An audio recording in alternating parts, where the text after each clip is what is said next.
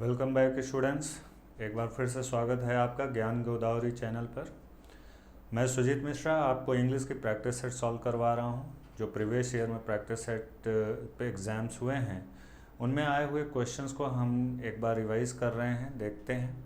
अभी तक हम लोगों ने 174 क्वेश्चंस का रिवीजन कर लिया था, जो कि 2018 के क्वेश्चन पेपर मेंस से लिए गए हैं, टीयर 2 के पेपर से लिए गए हैं। अब उसी क्रम में हम आगे के क्वेश्चंस को देखेंगे।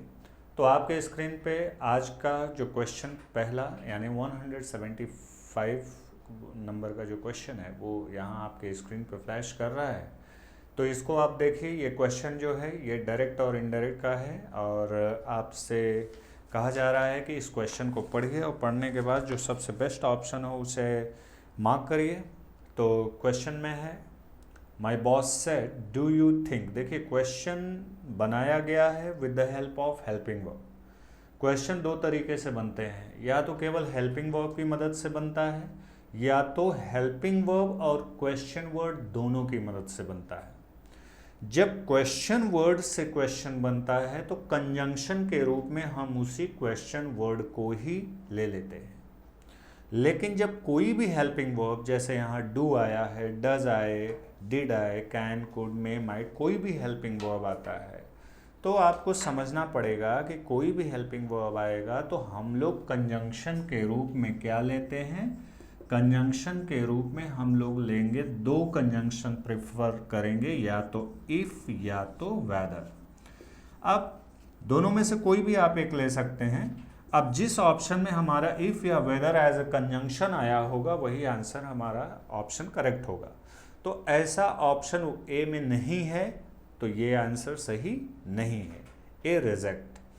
ऑप्शन बी में ऐसा ही है, ऑप्शन सी में भी है क्योंकि उसमें इफ लगा है। तो ऑप्शन बी और सी हो सकता है, तो आगे अभी देख लेते हैं क्या चेंजेस आते हैं। ऑप्शन डी में नहीं है तो ऑप्शन डी नहीं हो सकता है, यानी हमारा जो बेस्ट पॉसिबल ऑप्शन हो सकता है वो या तो बी हो सकता है या तो सी हो सकता है। अब देखते हैं कि बी में क्या है।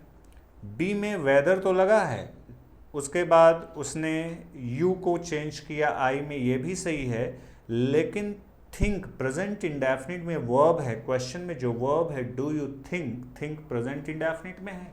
तो present indefinite becomes past indefinite in indirect speech. तो ये पास्ट इंडेफिनिट में थिंक थॉट होना चाहिए और ऐसा केवल और केवल दिया हुआ है ऑप्शन नंबर बी में। तो आपका सबसे जो बेस्ट ऑप्शन होगा वो ऑप्शन नंबर बी।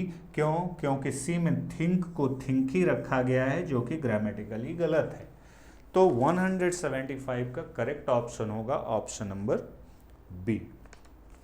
अगला क्वेश्चन जो आपके स्क्रीन पे फ्लैश कर रहा है वो है ग्रामेटिकल एरर का, और क्वेश्चन लिखा हुआ है to write a poem I need pen और diary and also the quiet place. कह रहा है पोएम लिखने के लिए मुझे एक पेन चाहिए, डायरी चाहिए और एक, ध्यान दीजिएगा, और एक शांत स्थान चाहिए, एक शांत स्थान चाहिए। तो यहाँ पे बस गड़बड़ी ये है कि क्वाइट के पहले द लगा हुआ है। ये द नहीं होना चाहिए क्योंकि सब काउंटेबल नाउन के रूप में यूज हो रहा है। सिंगुलर काउंटेबल नाउन जब भी यूज करते हैं तो उसके पहले आर्टिकल ए एन लग सकता है, अगर वो कोई पर्टिकुलर नेम नहीं है, प्लेस नहीं है तो यहाँ देखिए, यहाँ पे हम लोगों ने लगा दिया है क्वाइट के पहले द, यही गलती है। तो ये दिया हुआ है पार्ट सी में, तो एरर दिखाना है कि किस पार्ट में एरर है, तो पार्ट नंबर सी में एरर है और वो क्या है, वहाँ पे आर्टिकल द लगा हुआ है, यही गलती है। तो क्वेश्चन नंबर 176 का करेक्ट ऑप्शन है ऑप्शन नंबर सी। अगला जो क्वेश्चन यानी 177 आपके स्क्रीन पे फ्लैश कर रहा है क्वेश्चन, उसको ज़रा आप देखिए। और ये इम्प्रूवमेंट्स ऑफ सेंटेंस का क्वेश्चन है। इसमें पूरा सेंटेंस है I think that capitalism is not a better economic system for our country.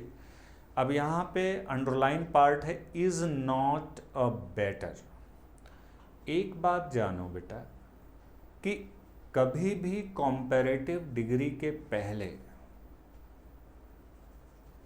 Article का इस्तेमाल हम नहीं करते, प्रेफरेबली कुछ स्पेशल कंडीशंस को छोड़कर। अब यहाँ पे नॉर्मली कॉम्पैरेटिव डिग्री का इस्तेमाल हुआ है तो आर्टिकल ए और एन का यूज नहीं होगा, यानी जिस ऑप्शन में लिखा होगा। और पहली चीज़ तो कॉम्पैरेटिव डिग्री तब आती है जब किसी से तुलना करना हो। अब यहाँ पे बेटर का यूज हुआ है तो बेटर का यूज जरूरी नहीं है, किसी से कंपैरिजन तो कर नहीं रहा है। अब यहाँ पे हमारा बेस्ट ऑप्शन जो यहाँ आना चाहिए अंडरलाइन पार्ट की जगह, वो है option number D, is not a good economic system. तो ये रहा आपका 177 का ऑप्शन नंबर डी। आते हैं नेक्स्ट क्वेश्चन 178 पर, और यहाँ पे जो सेंटेंस आपको दिया गया है वो है अब ये जो क्वेश्चन आपको दिया हुआ है ये क्वेश्चन है एक्टिव और पैसिव का। और मैं बार बार कहता हूँ एक्टिव पैसिव के क्वेश्चन में हमेशा आप लोग वर्ब पे फोकस किया करिए। दो बात, वो वर्ब कौन सी है और उस किस टेंस से उसका ताल्लुक है। अब जैसे इस क्वेश्चन में आपकी जो वर्ब दी गई है वो लिखा है वॉज परफॉर्म्ड। अब ये वॉज परफॉर्म्ड आपसे पूछा जाए कि ये पूरा जो वर्ब है ये कौन से टेंस से ताल्लुक रखता है, तो ये है पास्ट इंडेफिनिट। और आपको जो वर्ब दी गई है वो वर्ब या तो एक्टिव वर्ब हो सकती है या तो पैसिव वर्ब हो सकती है। अब यहाँ वॉज परफॉर्म्ड एक्टिव में है या पैसिव में है, तो जी हाँ, ये जो वर्ब दिया हुआ है ये वर्ब एक्टिव वर्ब है। माफ़ करना, ये वर्ब पैसिव वॉइस की वर्ब है। तो पैसिव वॉइस की वर्ब है तो पैसिव वर्ब के बजाय हमको अगर एक्टिव वर्ब इसी को बनाना है तो हमें क्या करना होगा, बस वॉज को हटा देना होगा और क्या लेना होगा, परफॉर्म्ड। अब हम देखते हैं कि जिस ऑप्शन में परफॉर्म्ड होगा वही हमारा करेक्ट ऑप्शन होगा। मान लीजिए परफॉर्म्ड एक से अधिक ऑप्शन में दिखाई पड़ जाता है, तब हम ये देखेंगे कि उसका सब्जेक्ट और वर्ब का जो इंटरचेंज हुआ है वो सही हुआ है या नहीं। तो अभी हम फिलहाल ये देखेंगे कि किस में परफॉर्म्ड आया है। तो ऑप्शन नंबर ए में परफॉर्म्ड आया है, तो ऑप्शन नंबर ए को होल्ड कर लेते हैं। ऑप्शन नंबर बी में परफॉर्म आया है, इसलिए ऑप्शन बी रिजेक्ट हो गया। ऑप्शन नंबर सी में परफॉर्मिंग आया है, हैव बीन परफॉर्मिंग आया है, इसलिए ऑप्शन सी भी रिजेक्ट हो गया। ऑप्शन नंबर डी में वॉज बीइंग परफॉर्म्ड आ गया, इसलिए ऑप्शन डी भी गलत हो गया। तो रूल ऑफ एलिमिनेशन एलिमिनेट करने के बाद, रूल ऑफ एलिमिनेशन अप्लाई करने के बाद आपका ऑप्शन कौन बचा, ऑप्शन नंबर ए। इसलिए करेक्ट ऑप्शन क्या होगा, ऑप्शन नंबर ए।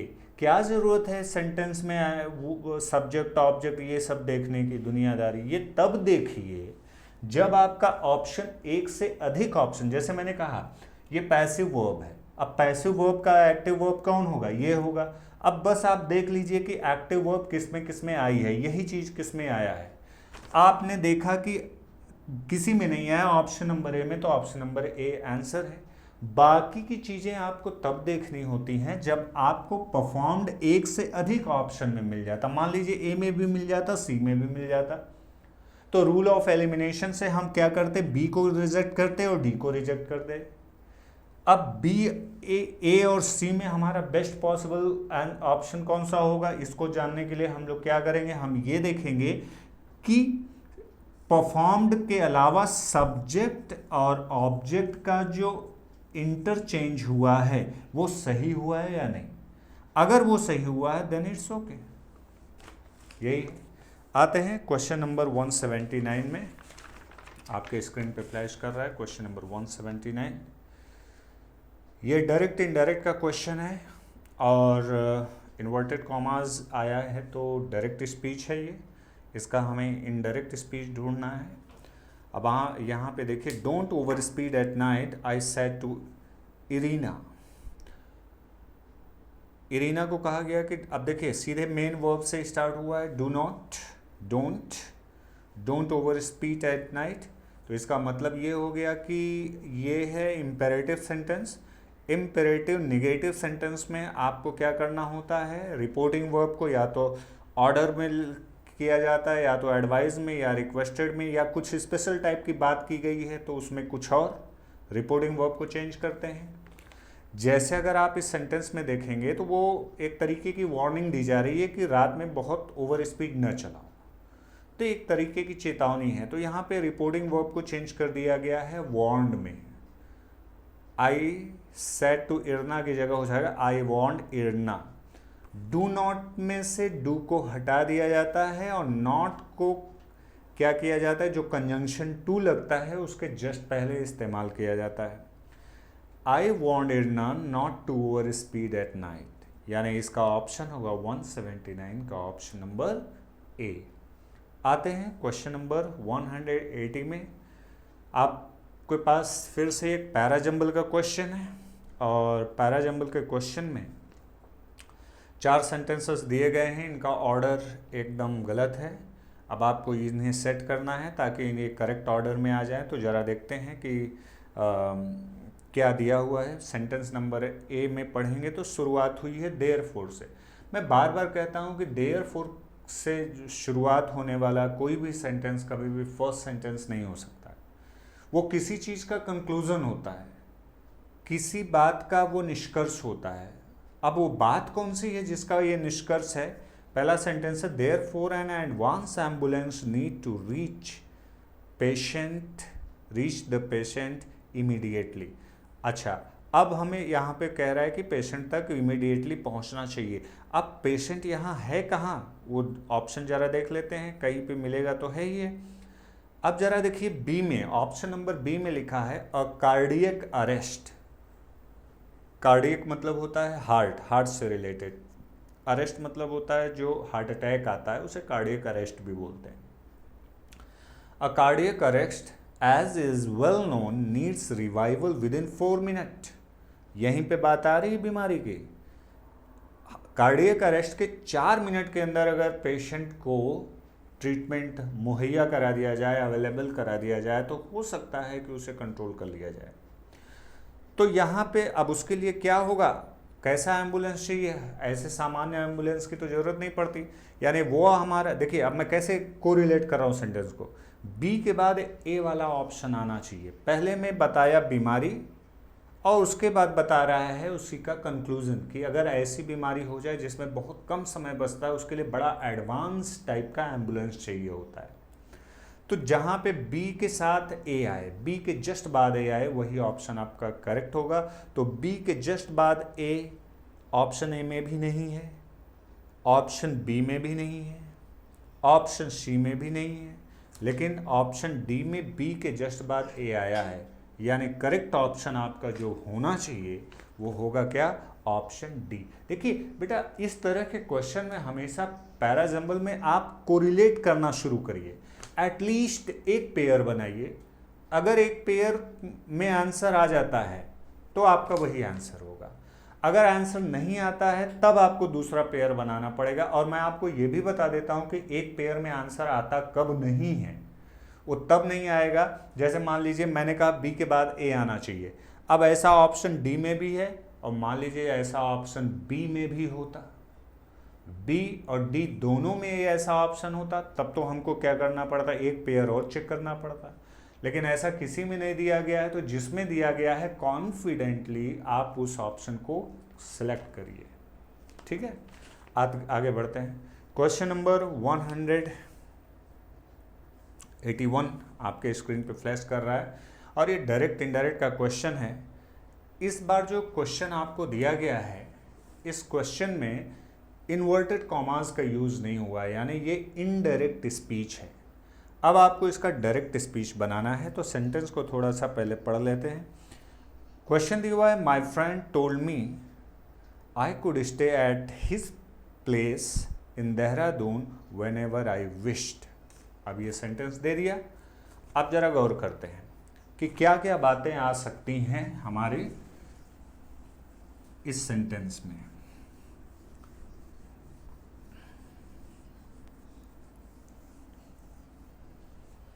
अब यहाँ पे जो क्वेश्चन दिया हुआ है, लिखा हुआ है माई फ्रेंड टोल्ड मी, तो हम लोग किसको चेंज करते थे टोल्ड में? सैड टू को चेंज करते थे टोल्ड में। अब ये टोल्ड दिया है, यानी क्या बन के आया होगा? ये सैड टू ही चेंज हुआ है टोल्ड में। तो यहाँ पे my friend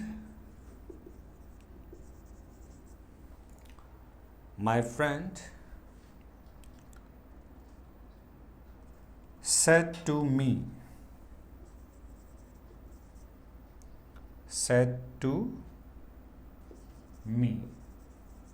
comma inverted commas के अंदर कह रहा है आई कुड, यानी आई यहां से मिलेगा। अब रिपोर्टिंग वर्ब के ऑब्जेक्ट को चेंज करने के लिए हमारे पास सेकंड पर्सन का प्रोनाउन होना चाहिए। तो इन्वर्टेड कॉमास यहां मैं लिखता हूं, इन्वर्टेड कॉमास के अंदर क्या आएगा, यू। अब यहां कुड है तो क्या रहा होगा वहां, can. You can stay at my place in Dehradun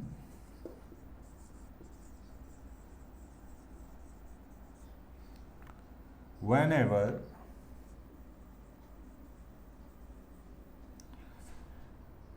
अब यहां देखिए आई को फिर से हम चेंज करेंगे, यू बन जाएगा। और विश्ड पास्ट में है तो हम इसे प्रेजेंट में रखेंगे, full stop, inverted comma close. अब ऐसा किस ऑप्शन में है, ऐसा ऑप्शन ए में भी नहीं है, ऐसा ऑप्शन बी में भी नहीं है, ऐसा ऑप्शन सी में है। बस फर्क इतना है कि मैंने यहाँ सेड टू मी भी लिखा है, आपके एग्जाम में सेड टू मी नहीं लिखा है ऑप्शन में। तो करेक्ट ऑप्शन ओवरऑल क्या होगा, option number C. Option number C is the right option. Okay, next आते हैं क्वेश्चन नंबर 182 में। और ये जो क्वेश्चन आपका फ्लैश कर रहा है, कह रहा है find the word that is the synonym of impoverished. कह रहा है इम्पोवरिश्ड का सिनोनिम बताइए, पर्यायवाची सेम मीनिंग वाला वर्ड। इम्पोवरिश का मतलब होता है वेरी पुअर, वेरी पुअर। अब वेरी पुअर जिस वर्ड की मीनिंग होगी वही मीनिंग है आपका करेक्ट ऑप्शन। और ऐसा है option number D, penniless. Penniless का मतलब होता है जिसके पास एक पेनी मतलब एक आना, एक रुपया तो बहुत बड़ी हो गया, एक पैसा भी ना हो उसके पास, वो पैसे का मोहताज हो, उसको बोलते हैं पेनीलेस। तो यहाँ पे इम्पोवरिश्ड जो वर्ड है इसका मतलब होता है वेरी पुअर, और उसका जो सिनोनिम है, पर्यायवाची है, वो है पेनीलेस। तो 182 का करेक्ट ऑप्शन होगा ऑप्शन डी। लेकिन इसमें बाकी के जो 3 वर्ड्स हैं उनकी मीनिंग हम लोग जान लेते हैं। ऑप्शन ए में लिखा हुआ है स्पेंड थ्रफ्ट। स्पेंड थ्रफ्ट वो व्यक्ति होता है जो बहुत खर्चेलू होता है, वेस्ट करता है पैसे को। उसको ये नहीं समझ में आता है कि मुझे कितना कैसा खर्च करना चाहिए, कैसा नहीं करना चाहिए, उसकी कोई प्लानिंग नहीं होती है, वो कीप ऑन वेस्टिंग मनी, तो उसे बोलते हैं स्पेंड थ्रफ्ट। जेनरस भी कुछ ऐसा ही व्यक्ति होता है जो फ्री हैंड लोगों को कुछ भी दे देता है। फ्री हैंड जैसे कहते हैं दानवीर, जो मांगा सो दे दिया, आगा सोचा न पीछा सोचा, बस दे दिया, तो वो होता है। तो यहाँ पे तो गरीब तो हो नहीं सकता है जेनरस मतलब। वेल्दी आप जानते हैं धनवान, ये भी हो नहीं सकता है। तो 182 का जो बेस्ट ऑप्शन है वो क्या है, पेनीलेस। आते हैं नेक्स्ट क्वेश्चन पे। 183 आपके स्क्रीन पे फ्लैश कर रहा है क्वेश्चन, और ये ग्रामेटिकल एरर का क्वेश्चन है। आप इसको पढ़ेंगे और जिस पार्ट में आपका एरर है वही पार्ट आपका एक्चुअल में ऑप्शन है। तो इसे आप देखिए। इस सेंटेंस में जो गलती है ऑप्शन नंबर ए में। यहां इसने लगा दिया है हु हैज, और क्या क्या गलती है ये भी देख लेते हैं। अब देखिए कि हु के पहले क्वेश्चन में आया है मूवीज। हु का एंटीसीडेंट है, और हु का यूज केवल हम पर्सन के लिए करते हैं या पर्सन को इंडिकेट करने वाली चीज़ें जैसे दोज हुआ, पीपल हुआ, इन सब के लिए हम लोग हु का यूज़ करते हैं।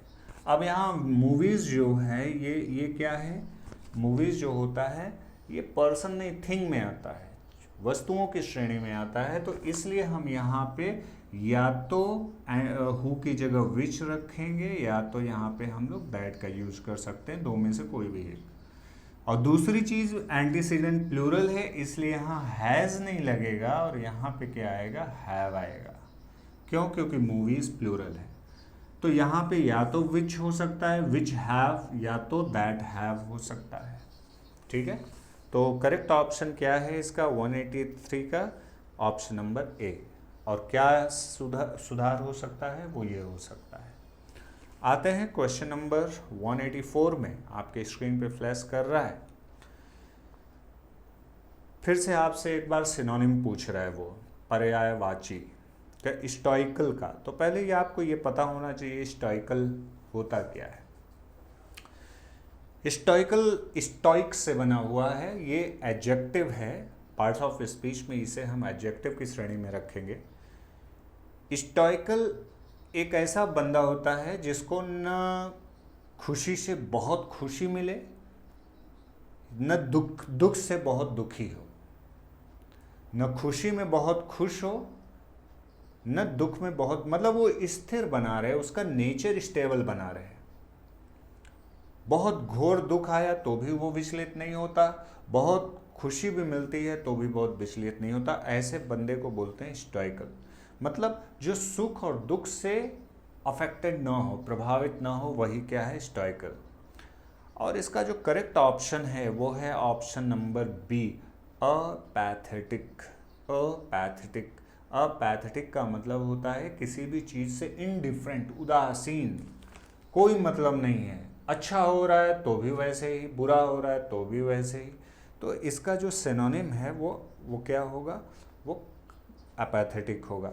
बाकी के जो वर्ड्स हैं उनका मीनिंग ज़रा देख लेते हैं। पैनिकी का मतलब होता है डरावना।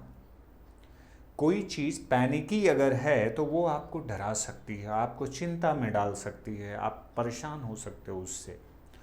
इक्विवोकल का मतलब, इसको मैंने आपको वीडियोस में ये वर्ड आया था, मैंने बताया था। इक्विवोकल का मतलब होता है क्या, जल्दी से बताइए। मैं चाहता हूँ कि इसको आप कमेंट करके बताइए। चलिए बता देता हूँ। इक्विवोकल का मतलब होता है नॉट क्लियर, अस्पष्ट, एम्बिग्यूअस। जो चीज़ें क्लियर नहीं होती हैं, घुमाओ फिराओ, मतलब उनको आप क्लियर कट व्यू नहीं दे पाओगे आप उसके लिए। और एक और वर्ड है रफल्ड। रफल्ड का मतलब होता है which is decorated with ruffles. Ruffles आप जानते हैं, कभी आपने देखा है दरवाज़ों पे सजाने के लिए वो ऐसे मुड़ा हुआ चीज़ होता है। कभी कभी कुछ कपड़ों में, फीमेल्स के कपड़ों में यहाँ पे ऐसे झालर टाइप की बनी रहती है, बड़ी बड़ी, उसे रफल्स कहते हैं। तो रफल्ड चीज़ें जो होती हैं वो क्या होता है, वो होता है डेकोरेटेड विथ रफल्स। रफल्स से सजाए एक चीज़ होता है रफल, जो ऐसे मोड़दार होता है, उसे बोलते हैं रफल। अगला जो क्वेश्चन है, क्वेश्चन नंबर 185, जो आज के वीडियो का आखिरी क्वेश्चन है, एक्टिव पैसिव का है। और आप एक बार क्वेश्चन पढ़ेंगे आप, आवर होम वॉज बिल्ट, और इसमें जो वर्ब आई है वो वॉज बिल्ट है। अब मुझे जल्दी से बताएंगे कि ये जो वर्ब है ये कौन से टेंस की है। ये वर्ब है पास्ट इंडेफिनिट टेंस की। अब आप मुझे बताइए कि ये वर्ब एक्टिव में है या पैसिव में है। तो जी हाँ, ये वर्ब पैसिव में है। अब इस वर्ब का एक्टिव वर्ब क्या होगा, तो इस वर्ब का एक्टिव वर्ब होगा केवल बिल्ट। तो जिस ऑप्शन में केवल बिल्ट लिखा होगा वही ऑप्शन हमारा करेक्ट होगा। तो ऐसा ऑप्शन नंबर ए में नहीं है, क्योंकि उसमें लिखा है वॉज बीइंग बिल्ट, इसलिए ऑप्शन ए आपका रिजेक्ट होता है। ऐसा ऑप्शन बी में भी नहीं दिया हुआ है, उसमें हैड बिल्ट दे दिया है, तो ये ऑप्शन बी भी आपका रिजेक्ट हो गया। ऑप्शन सी में वॉज बिल्डिंग लिख दिया है, इसलिए ऑप्शन सी भी गलत हो गया। माई फादर बिल्ट, ये देखिए आ गया फिर से बिल्ट, और यहाँ पे यही आपका करेक्ट ऑप्शन है, ऑप्शन नंबर डी। देखिए बेटा, बार बार मैं कहता हूँ कि अगर आप पूरा सेंटेंस सॉल्व करके मैच कराएंगे ना तो टाइम लगेगा। बेहतर होगा कि आप रूल ऑफ एलिमिनेशन से सटासट चीज़ों को एलिमिनेट करिए और अपने आंसर को खट से पकड़ लीजिए। ये होता है तरीका कॉम्पिटिटिव एग्जाम्स में क्वेश्चंस को सॉल्व करने का। ओके, तो स्टूडेंट्स ये रहा आज का वीडियो। मिलते हैं आपसे नेक्स्ट वीडियो में। Till then, goodbye, have a nice day.